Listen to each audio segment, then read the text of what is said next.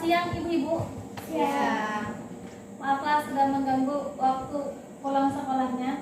Terima kasih juga sudah bersedia duduk di sini. Mungkin nanti kita akan sekitar 60 menitan lah. Sebelum kita mulai, marilah kita berdoa dulu bersama-sama supaya apa yang kita lakukan ini membawa berkah untuk kita semua, ilmunya bermanfaat untuk kita juga untuk anak-anak kita. Berdoa mulai. Selesai. Ya, terima kasih. Masih semangat kan, ibu-ibu? Semangat. Yalah, kalau saya bilang haruan, tepuk tangan sekali. Haruan sekali. Kalau saya bilang baung, 2 kali. Baung itu kan ada pantingnya tuh, nah 2 kali. Kalau saya bilang lais, tepuk tangannya nggak berbunyi kayak biasanya dengan anak-anak tuh, yang gini. Kalau saya bilang haruan berarti haruan sekali. Saya bilang baung 2 kali. Saya bilang lais? Iya. Oke, kita mulai ya supaya bangun. Saya juga agak ngantuk juga. Haruan. Baung. Haruan. Baung. Lais. Alhamdulillah sudah, berarti masih bisa aja konsen kita meskipun pulang sekolah. Hari ini saya akan diseminasi tentang salah satu modul yang saya pelajari di pendidikan guru penggarap. Jadi yang kelihatan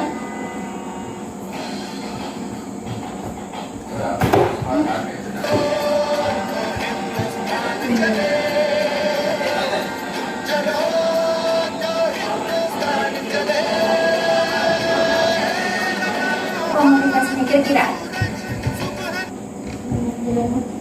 lihat orang baca turun ke sekolah karena melihat orang-orangnya pada Nggak bisa lewat. nggak bisa lewat.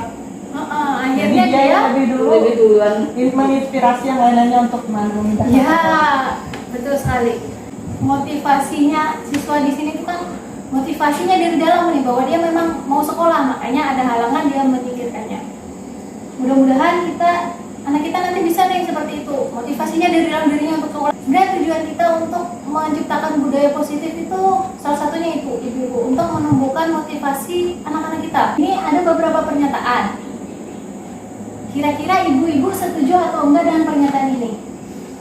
Yang pertama ini ada, hukuman dapat mendisiplinkan anak. Menurut ibu-ibu gimana? Hukuman dapat mendisiplinkan anak. Jawabannya setuju dan tidak setuju. Ya, jawabannya setuju dan tidak setuju. Ini hanya dua pilihan. 50-50. Iya, bisa. Tergantung dari Artinya gini, kadang ada memang kalau berdasarkan ini rulesnya kan tidak setuju dengan hukuman itu. Kenapa? Karena artinya kan bisa membuat, karena trauma, apalagi anak-anak ini kan daya ingatnya masih, kalau terhadap hukuman tuh biasanya jauh lebih ingatnya tuh lama dibandingkan dengan mata pelajaran. Biasanya seperti itu. Ya. Karena trauma anak kecil ini kan akan berkepanjangan terus. Nah, itu kalau versi tidak setujunya. Tapi kalau versi setujunya, kadang anak-anak ini kan perlu dalam artian hukuman di sini ini tergantung dari hukuman apa dulu, hukumannya bentuk hukumannya ini seperti apa dulu. Kalau dalam hal untuk mendisiplinkan ini kita harus tahu dulu hukumannya bentuknya seperti apa. Ya. Kalau hukumannya dalam hal ini masih bisa untuk membuat motivasi anak semakin bisa belajar, setuju. Itu kalau versi. maksudnya tidak secara fisik. Tidak hukuman fisik lah pada intinya. Jadi gitu. nggak selalu setuju dan tidak ya, tergantung hukumannya. Memberi penghargaan dapat meningkatkan motivasi belajar anak. Iya, setuju. Ini biasanya saya gitu juga. Tapi Jangan ini kalau ini keseringan. Terkadang tidak berbentuk barang, tetapi memberikan reward dengan apa? Ujian ya. kata-kata positif.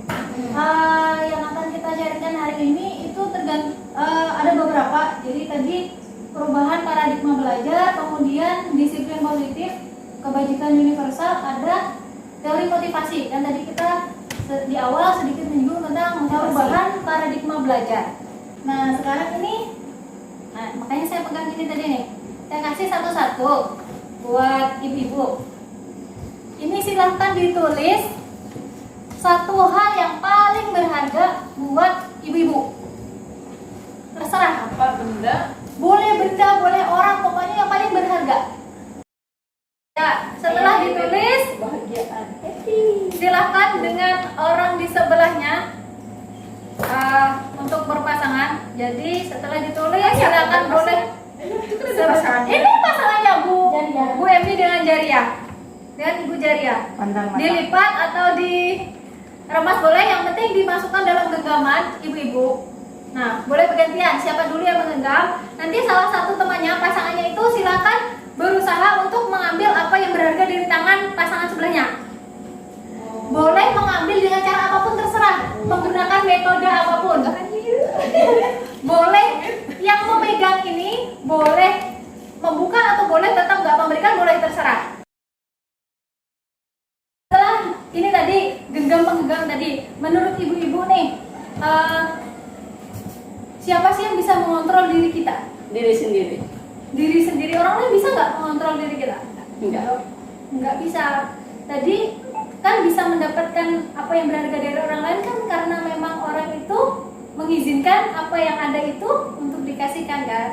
Gitu juga dengan teori kontrol kita juga dengan anak-anak juga, bahwa setiap orang, baik itu anak-anak maupun orang dewasa seperti kita, kontrol yang memegang kontrol adalah kita sendiri. Tapi ada beberapa yang itu kita percayai, bukan kita percayai sih, yang beredar yang secara umum dipahami oleh orang-orang bahwa guru dia bisa mengontrol murid, sama kayak kita orang dewasa nih bisa mengontrol anak-anak. Terus misalkan atau suami bisa mengontrol istrinya, istri bisa mengontrol suaminya. Itu yang beredar. Tapi menurut si Dr. William Glasser itu semua tadi itu tuh cuma ilusi aja, karena meskipun istrinya nih nurut sama suami itu bukan berarti bisa dikontrol, tapi istrinya memang willing tuh, istrinya memang mengizinkan dirinya untuk ya sudah aku ngikut pak kata suamiku. Sama kayak guru kita dengan anak-anak, bukan berarti kita itu bisa mengontrol anak-anak. Kata Dr. William itu bukan berarti kita itu mengontrol anak-anak, tapi anak-anak memang juga mengizinkan dirinya untuk melakukan apa yang misalkan dikatakan oleh gurunya itu. Jadi ini kedisiplin positif. Kita ini kan sudah jadi guru sudah lama ya ibu-ibu. Dari pengalaman ibu-ibu mengajar itu bagaimana sih sharingnya ibu-ibu disiplin anak-anak? Apakah Bu Emi nih yang lama ngajar, apakah dari dulu sampai sekarang tuh anak-anak itu gitu-gitu aja kalau berhubungan dengan disiplin, atau oh anak dulu tuh gini, anak sekarang tuh gini? Kalau menurut Ulun tuh kalau anak-anak tuh dilihat dari gurunya, kalau Kamila, karena kita yang mencontohkan. Anak-anak tuh sering melihat contohnya daripada dengan kata-kata atau lebih ke cenderung ke perbuatan kita. Kalau kita mencontohkan, kita pagi turun ke sekolah dengan pakai rapi atau apa gitu, contohnya tuh anak-anak pasti mengikuti. Oh, jadi Tepat waktu mereka. ada contohnya ya. Kalau dari bahasanya disiplin sendiri itu sebenarnya dari bahasa Latin, dan disiplin itu artinya itu belajar. Disiplin itu artinya belajar, berasal dari bahasa Latin, artinya disiplina. Saya juga baru tahu bahwa disiplin itu artinya belajar. Saya kira disiplin itu ya kayak biasanya tuh, oh disiplin ada peraturan ini, mematuhi itu disiplin. Tapi ternyata disiplin itu artinya itu sebenarnya belajar. Dan disiplin diri itu artinya membuat orang itu menggali potensinya untuk mencapai tujuannya. Itu disiplin sebenarnya. Kita punya tujuan apa? Kita berusaha untuk meraih tujuan kita di jalan-jalan yang kita anggap sesuai dengan nilai-nilai kebajikan yang kita yakini. Itu yang dinamakan disiplin diri. Kebanyakan nah ini nih sama seperti yang saya pahami juga sebelumnya, disiplin itu sesuatu yang dilakukan seseorang pada orang lain untuk mendapatkan kepatuhan. Yang beredar di kita kan pemahaman disiplin itu gitu. Ya Bu ya. Artinya pemahaman turun temurun. Nah kayak tadi kan ada nih yang menulis apa tadi, Burani tadi menulis apa tadi? Apa tadi Burani? Takwa. Nah yang berharga pada yang ditulis Burani kan nilai-nilai yang berharga buat dia tuh takwa, ketakwaan. Itu salah satu bentuk nilai-nilai apa yang diyakini Burani. Jadi Burani itu punya tujuan apa? Ketakwaan tadi. Jadi Bu Rani akan melakukan segala sesuatu untuk mencapai tujuan itu berdasarkan nilai yang diyakini Bu Rani ketakwaan itu. Itu berarti Bu Rani sudah disiplin dirinya. Itu nilai-nilai kebajikan universal. Berarti kan kira-kira apa nih nilai-nilai kebajikan universal itu nilai-nilai yang gimana? Menurut ibu-ibu, nilai-nilai yang kebajikan. So, dari kata-katanya aja sudah bisa ya mengira-ngira aja bahwa segala nilai-nilai yang positif, yang baik, yang tidak terhalang oleh suku, agama, ras dan lain sebagainya, itu nilai-nilai kebajikan universal. Misalkan kalau kita ada orang yang butuh pertolongan, kita menolong, itu dimanapun itu tetap baik. Entah itu agama Islam, agama Hindu, agama Buddha, agama di Katolik, di mana-mana itu tetap baik. Nggak ada nih agama yang menolong orang itu perbuatan nggak baik, bukan suatu kebajikan, nggak ada kan? Itu memang kebajikan universal. Dari kurikulum kita yang baru, nilai-nilai kebajikan yang menjadi tujuan kita itu ya profil pelajar Pancasila tadi, yang biasanya kita putar lagunya itu, mulai beriman bertakwa, kemudian ada mandiri, benaran. Terus tadi kan ada yang awal, ada motivasi dari dirinya.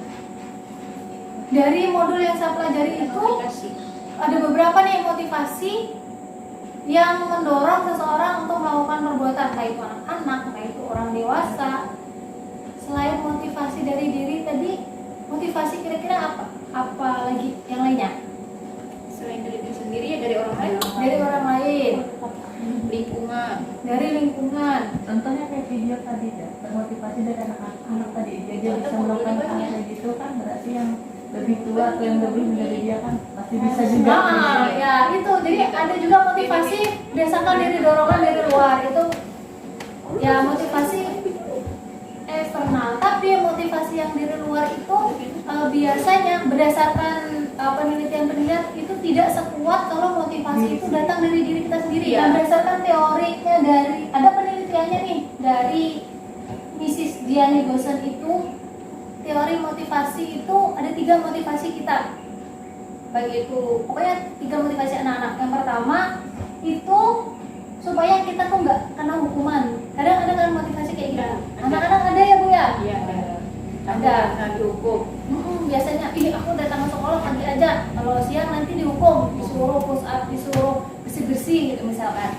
Itu kan bukan datang dari dirinya. Selain itu ada juga motivasi yang lain berdasarkan penelitiannya itu karena untuk dapat Imbalan.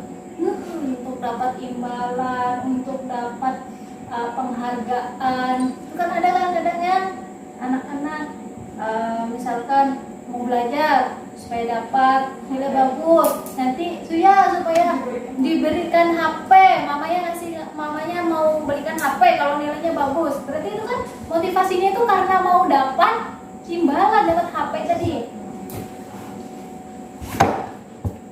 Yang ketiga motivasinya itu ada untuk menghargai diri sendiri, itu yang paling bagus. Yang karena motivasinya ada dari dalam diri kita, ya. Yang motivasi internal itulah tujuan dari disiplin tadi. Ini ada beberapa pernyataan.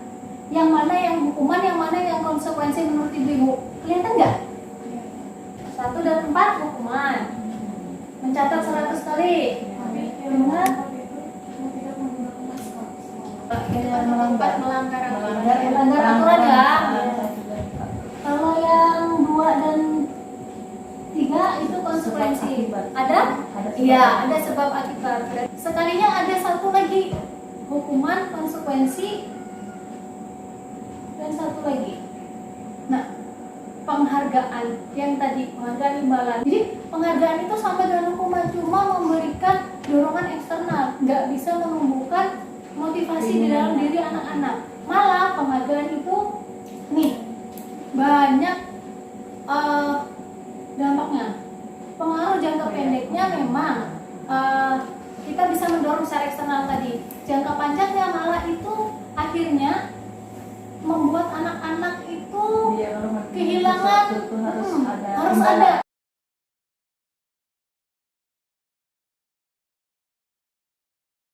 Selain hukuman tadi ada konsekuensi, ada penghargaan, ada satu lagi restitusi.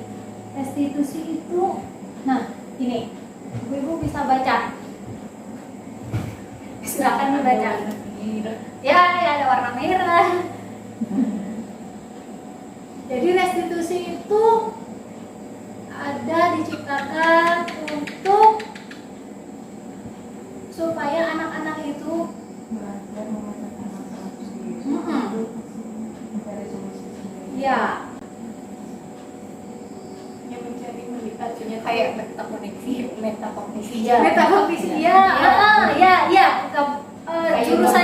jurusannya ke situ. Anak-anak tuh akhirnya dia gimana supaya dia bisa memecahkan masalah sendiri, akhirnya dia belajar dari situ, akhirnya dia akan kembali dengan ke lingkungannya jadi pribadi yang lebih kuat. Jadi itu yang bisa kita lakukan untuk menumbuhkan motivasi intrinsik tadi dengan restitusi ini, untuk menimbulkan disiplin diri anak-anak tadi yang paling baik berdasarkan penelitian ya pakai restitusi ini. Restitusi itu yaitu tadi supaya anak-anak belajar, bukan supaya menebus kesalahannya, tapi lebih ke ya anak-anak tadi mencari penyelesaiannya, akhirnya dia belajar nih, oh kalau aku begini nanti gimana. Dan dalam restitusi ini tidak ada yang namanya pemaksaan. Restitusi ini menjalin hubungan yang baik nih, jadi antara guru dan siswa tidak ada yang namanya guru lebih dominan, siswa lebih dominan. Jadi restitusi ini memperbaiki hubungan antara guru dan murid juga. Guru dan murid sama-sama. Si murid bisa untuk mengemukakan pendapatnya, si guru juga nggak bisa menghakimi murid.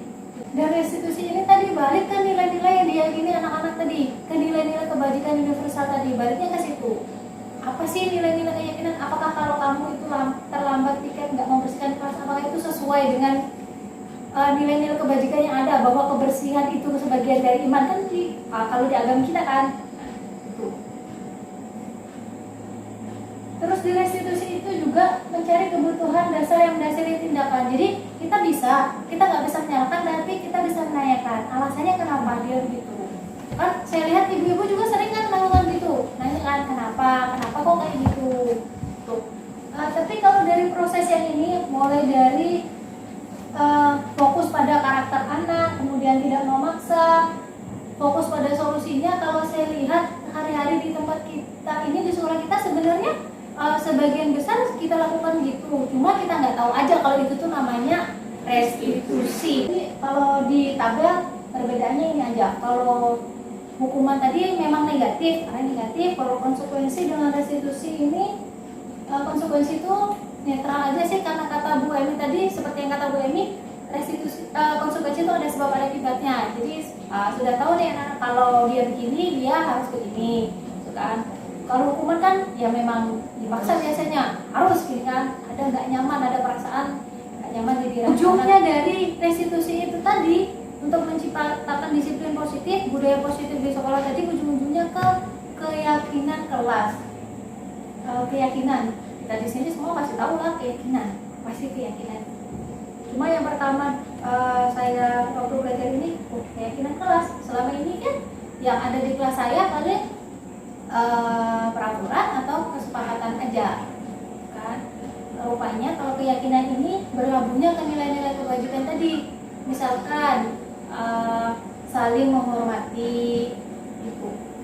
Nah pokoknya keyakinan kelas itu menjurusnya tadi untuk menumbuhkan motivasi intrinsik tadi, untuk menumbuhkan budaya positif di sekolah. Kalau berdasarkan teori keyakinan kelas ini, kita kan sekolah ini kan sekolah kita punya visi dan misi nih.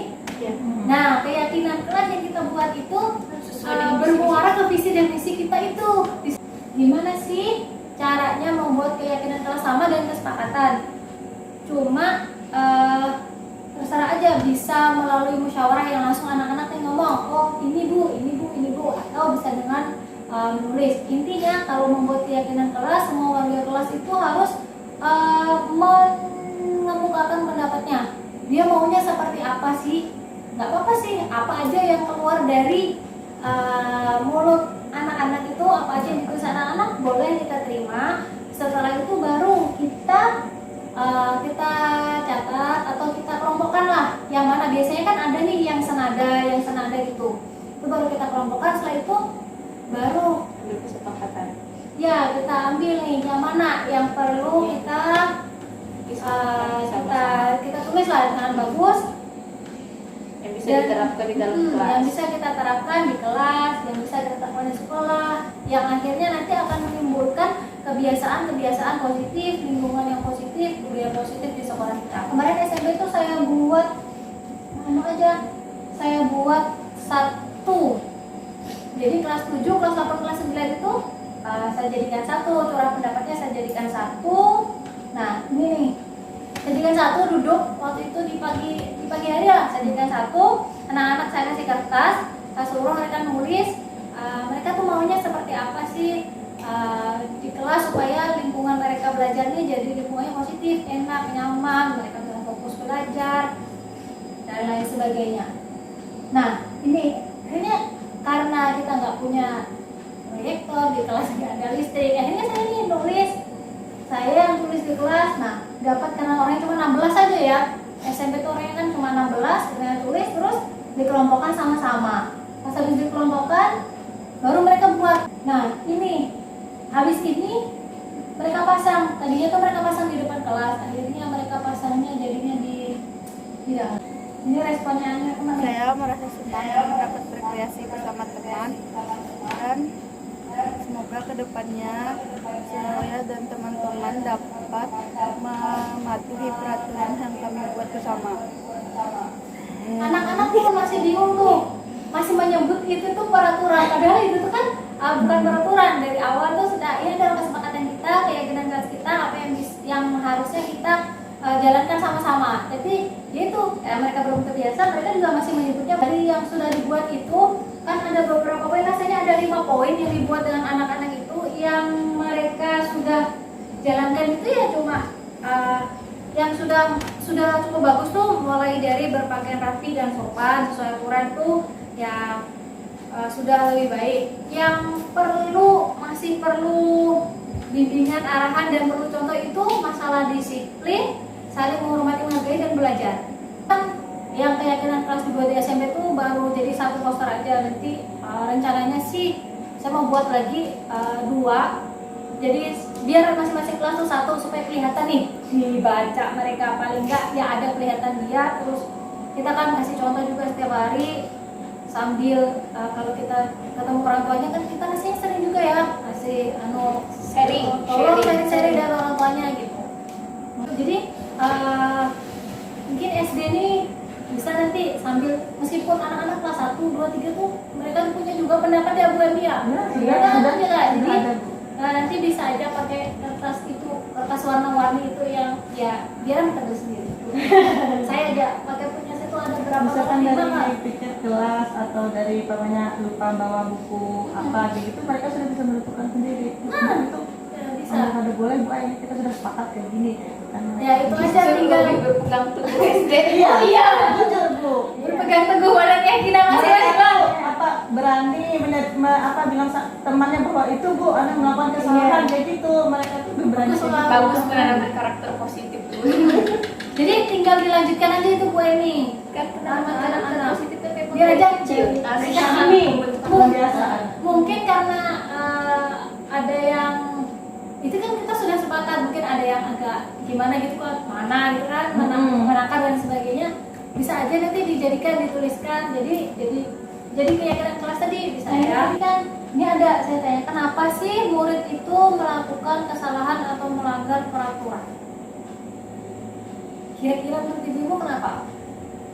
Selain nggak ada motivasinya tadi, kira-kira apa sih, kenapa sih dia nih, padahal sudah tahu loh, anak-anak itu kan tahu peraturannya. Kayak misalkan sekolah nih masuk jam 7, itu kan peraturan, sekolah masuk jam 7, masih ada aja yang datang lambat. Kalau menurut lo ini presiden kadang pengen ini aja, pengen diakui. Artinya aku nih ada loh, aku ini dianggap ada loh. Artinya kan kadang ada murid yang ibaratnya kalau di sini kan kita murid karena murid sedikit, jadi mungkin kita lebih enak memantaunya. Ya, kadang kan ada dalam misalnya kita ngambil skala yang besar nih, dalam satu kelas itu 20 orang. Biasanya ada murid yang pasti badung sekali. Kenapa? Sebenarnya dia pengen memperlihatkan jati dirinya, mengakui, aku nih ada loh, aku nih harus ada, dianggap ada, dilihat guruku. Itu kadang Kalau menurut saya sih itu, Bu. Bisa. Menurut yang lainnya, kalau menurut Bu Fauzia, biar diakui. Karena berdasarkan teori memang itu. Karena ada kebutuhan dasar manusia dalam diri mereka yang memang ingin dipenuhi. Salah satunya itu tadi. Seperti kata Bu Fauzia, pengen diakui ada kayak gitu. yang terlibat akui jagoan. Maksudnya anak-anak tuh kan kadang ada yang ini dalam kelas kan pasif, tapi pasti ada janggalnya dia tuh. Oh, di dalam kelas diam aja, tapi pas giliran sudah di luar kelas udah entah itu dia usil sama temennya, entah itu jahil apa, pasti ada itu. Itu dia benar. Ternyata memang itu salah satu kenapa sih anak-anak itu kok melanggar peraturan. Ada yang mau banget dikasih tahu tuh tetap aja pokoknya kayak gitu. Saya ada itu. Ya, caper yang berani ya. Nggak cuma kita aja yang bisa caper ya. Cari perhatian. Bayi juga ada yang caper, Bu. Iya, sudah. Ya, Nangis kan bisa memang gini. sudah Bayi kan juga manusia, Bu. Iya. Dia sudah sama dia Zara. Ya itu tadi kayak Zara itu kan dia masih juga mencari perhatian, mencari pengakuan, menunjukkan bahwa ada aku. Kali ini memang itu karena ada kebutuhan dasar manusia yang ingin dipenuhi oleh si anak tersebut. Kalau berdasarkan teori ada 5 kebutuhan dasar manusianya itu. Yang di sini kan kelihatan aja. Dari mulai kebutuhan bertahan hidup, terus kasih sayang, dari mulai lahir ya kita perlu kasih sayang. Buktinya mereka tuh nangis, digendong, disayang tuh, mereka diam. Ada lagi kebutuhan kasih sayang yang berapa ya? Makanya belum mau menikah. Terus ini memenuhi kebutuhan kasih sayang tadi. Iya. Itu. Terus kebutuhan akan penguasaan, pengakuan tadi. Iya, pengakuan tadi. Untuk diakui sebuah pengakuan tadi itu masuk ke dalam kebutuhan akan penguasaan, pengakuan. Kemudian ada juga kita tuh butuh kebebasan, makanya kita nih kan nggak suka kan diatur-atur kan. Mau atau nggak mau diakui atau nggak diakui, kita tuh tidak suka kalau kita tuh bebas milih nih, bebas melakukan apa yang mau kita lakukan. Kayak Bu Nova, suka nggak Bu Nova kalau di larang-larang disuruh-suruh gini, misalkan nih calon suami Bu Nova bilang jangan kayak gitu, jangan gini, lebih senang mana Bu Nova atau terserah Bu Nova ya? Terserah Bu. Nah terserah kan, pada dasarnya jangan kan kita anak-anak gua gitu, pengen bebas, pengen punya hak untuk memilih dirinya sendiri. Makanya itu tadi kita harus bisa menghadirkan lingkungan positif supaya yang tertanam di diri mereka itu kebajikan-kebajikan yang positif, kemudian disiplin dirinya ada. Jadi ketika dia itu punya kebebasan, dia nggak salah jalan. Tadi kita muaranya ke situ juga. Yang terakhir nih kebutuhan akan kesenangan. Nggak cuma anak-anak juga, orang tua kayak kita perlu juga kesenangan. Ya kan Bu ya? Misalkan kayak tadi Bu Fauzia karaokean, kan? Nonton drakor. Kan kebutuhan akan kesenangan juga. Bu Nova belajar, itu kan kebutuhan kesenangan Bu Nova. Bu Nova kan senang belajar. Iya, senang belajar. Buku matematika sekali habis. Bu Nova kan senang belajar, jadi senang berhitung. Senang berhitung, Nah itu jadi 5 kebutuhan itu yang mendasari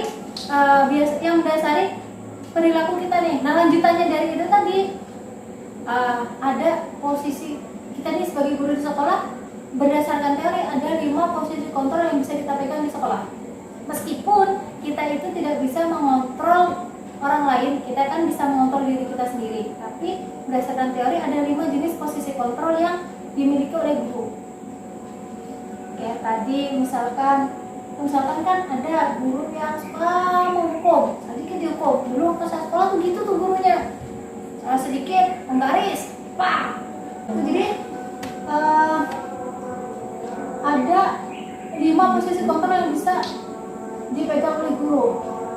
Ada posisi penghukum, yaitu tadi yang biasanya kayak saya bilang tadi, salah dihukum. Saya itu ada pembuat merasa bersalah. Kira-kira nih yang gurunya gimana? Ada tipe guru yang gini nih, yang kerjanya nih membuat siswa ini merasa bersalah. Kira-kira ada bayangan nggak? Enggak. Kayak gimana? kadang saya gini kan nih, misalkan kan kadang kita ibu ini kecewa sama kamu gitu kan, kita tuh kan saya tuh kan kadang gitu juga, enggak ini kecewa sama kamu, kadang saya sih kayak gitu kan, itu tuh sekalinya itu tuh membuat anak merasa bersalah sih di dalam hatinya, katanya teorinya itu. Karena teorinya loh ya, kata teorinya, karena dalamnya hati orang mana kita tahu kan. Kalau teori kan katanya dia sudah meneliti, ya percaya teorinya aja dulu.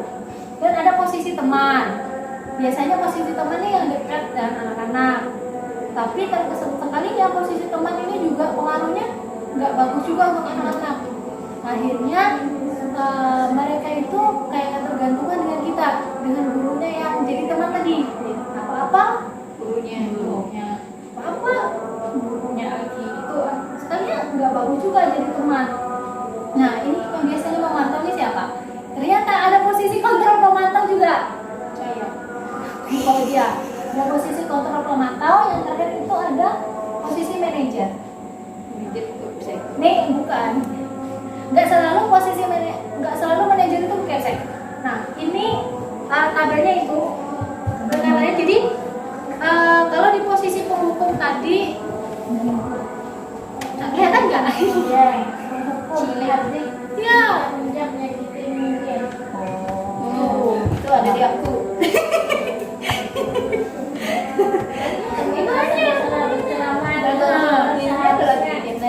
Iya, itu saja dia baru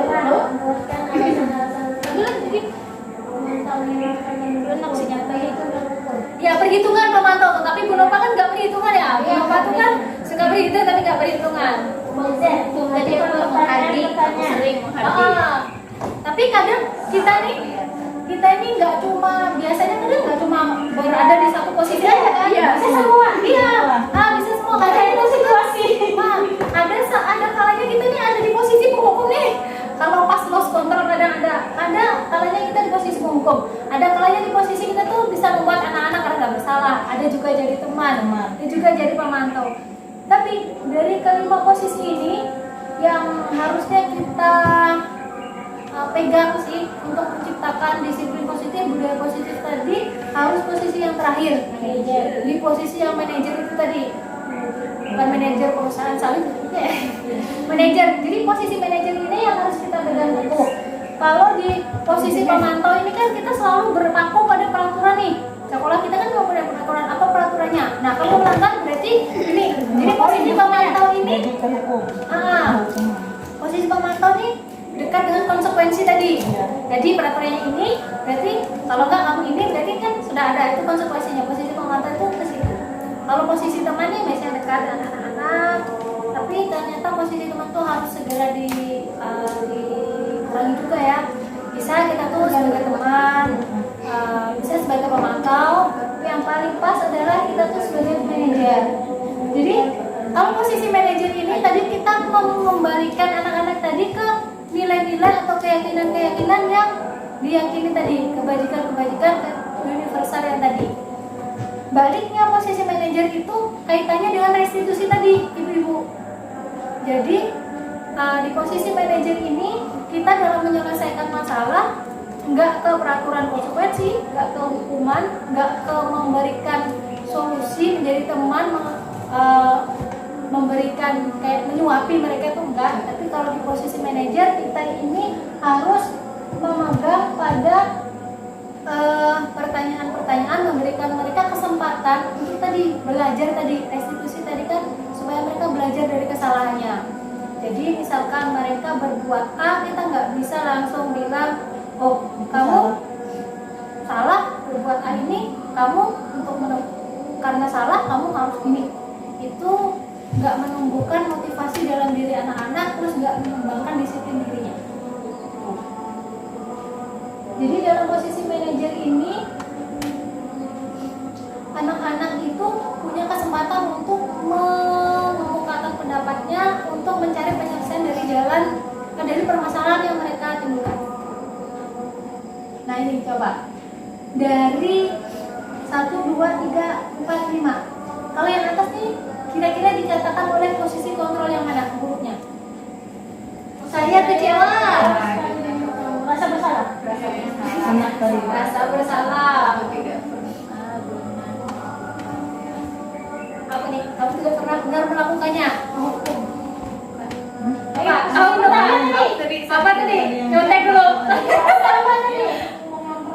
Yang lanjut tadi sana. Menghukum.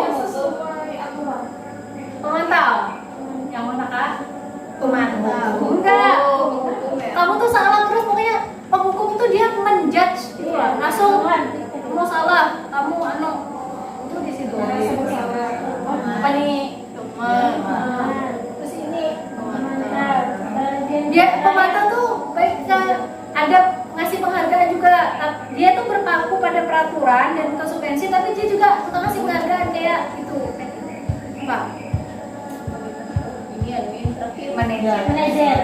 yang menyadari Ya, jadi kalau dari teori ini kalau kita menerapkan posisi manajer itu lama kelamaan memang nggak sehari dua hari, jadi lama kelamaan anak-anak memang proses. bisa. Jadi kita coba dulu baru nanti akan kelihatan.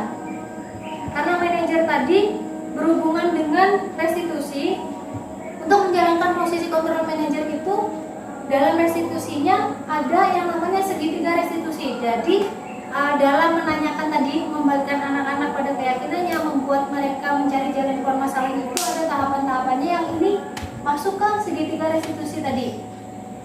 Segitiga, namanya segitiga kira-kira langkahnya ada berapa Bu Nova? Namanya segitiga, langkah-langkahnya ada berapa? Segitiga gini kan? Barang aja.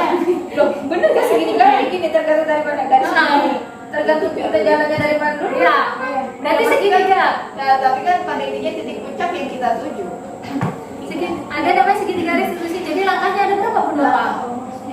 Namanya segitiga, kira-kira ada berapa langkah yang kita lakukan? Segitiga restitusi. 3. Segitiga sisinya berapa? 3. Berarti ada 3. Tadi ada 3 langkah, ada Bu Nova, lapar kan Bu Nova?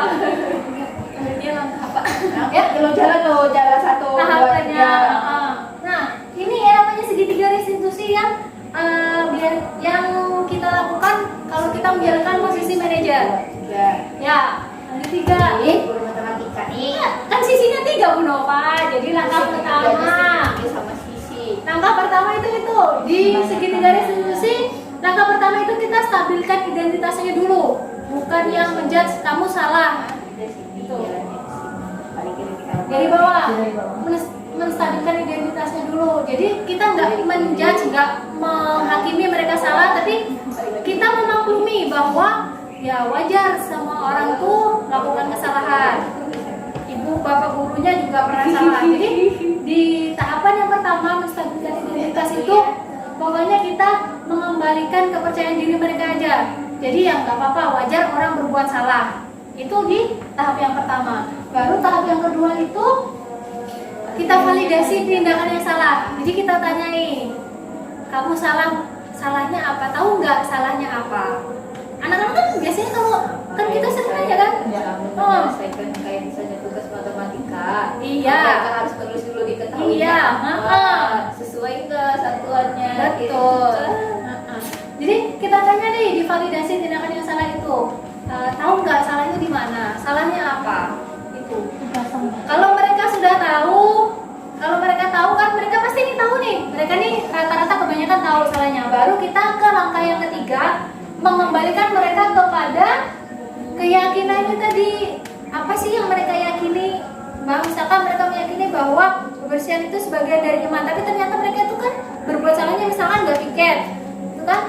Jadi kita tanyakan, kembalikan dulu ke keyakinannya, tanya, apa yang kamu yakini? Apakah perbuatanmu tadi itu sudah sesuai dengan keyakinanmu? Itu. Baru kan nanti setelah itu kita tanya lagi. Nah, kalau gitu, kamu maunya gimana nih? Menurutmu kita harus gimana untuk menyelesaikan masalah ini? Jadi dari situ anak-anak, oh, jadi kayak gini bu, kayak gini bu, kayak gini bu.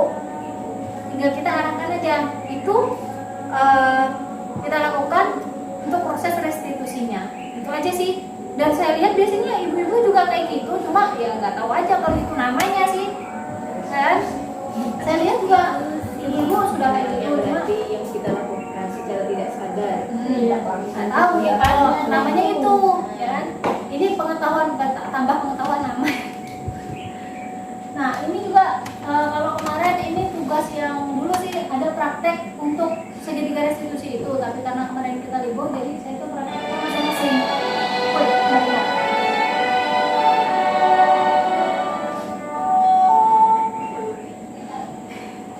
Nah, dari awal apa? Dari awal. Dari awal jangan dong. Kayak mau dong. Nanti kelamaan dulu dari awal. Nah, ini kasusnya. Jadi karena ini praktek aja, ada kasus kemudian ini ada anak-anak. Ada saya juga ya. Nih, maaf ya.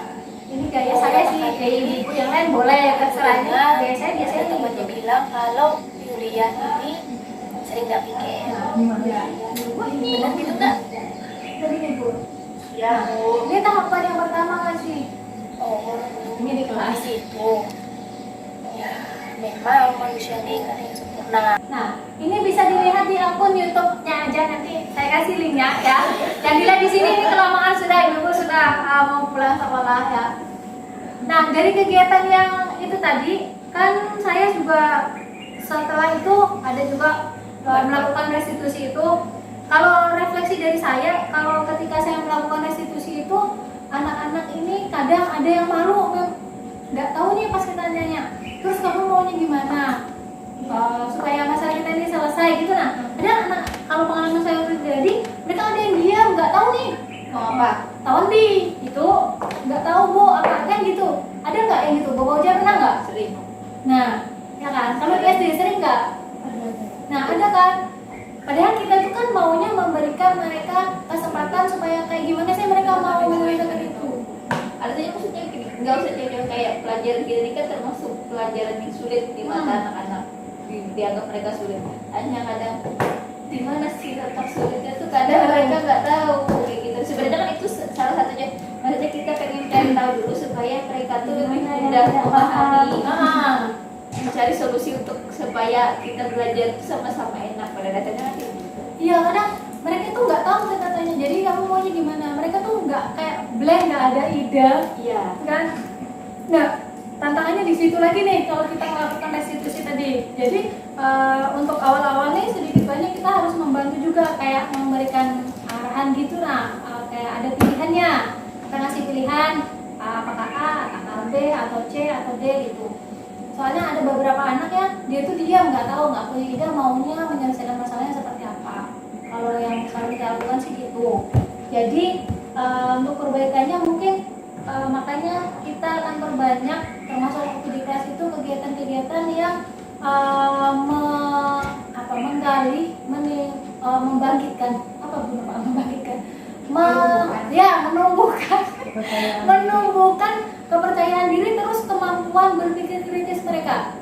Itu kan percaya diri, menumbuhkan kemampuan berbicara di depan. Nah, itu jadi untuk mendukung itu tadi makanya kita galakkan aja, kita perbaiki kegiatan-kegiatan yang bisa menumbuhkan percaya diri mereka, juga kemampuan mereka berpikir dan berbicara di depan umum di situasi yang misalkan di kelas gitu mereka kan agak sering malu-malu kan, padahal kalau di luar kelas lancar aja, ya kan? Jadi menurut saya kalau dari saya pribadi perbaikannya itu. Kalau bapak ibu yang lain pengalamannya bapak? Oh iya bapak nggak ada. Kalau ibu-ibu ini kan ya gitu juga ya Bu Laha. Biasanya di SD Bu Emi kita nih karena SD SMP-nya satu ya gitu. Nah sudah. Itu tadi semua yang kita sharingkan tadi ada saya pelajari di modul PGP. Terus nanti ibu-ibu bisa login ke PMM. Ada pelatihan mandiri judulnya budaya positif. Terus nanti ada aksi nyatanya, ibu-ibu bisa aksi nyatanya ibu-ibu bisa membuat keyakinan kelas tadi. Ada video, bukti videonya direkam kemudian diupload di PMM, itu nanti bisa dapat sertifikasi. Ibu-ibu lah sudah sharingnya, ini memang berbagi pengalaman aja. Oke, tepuk tangan untuk diri kita masing-masing semua. Tadi kudapannya cuma itu aja. Ini ada pantun untuk ucapan terima kasih tapi orangnya nggak ada. Beli ikan buat Bu Rahma, dimasak dulu dengan sambal acar. Cukup sekian pemaparan saya, mohon maaf atas segala segala kekurangan. Terima kasih Ibu. Assalamualaikum warahmatullahi wabarakatuh.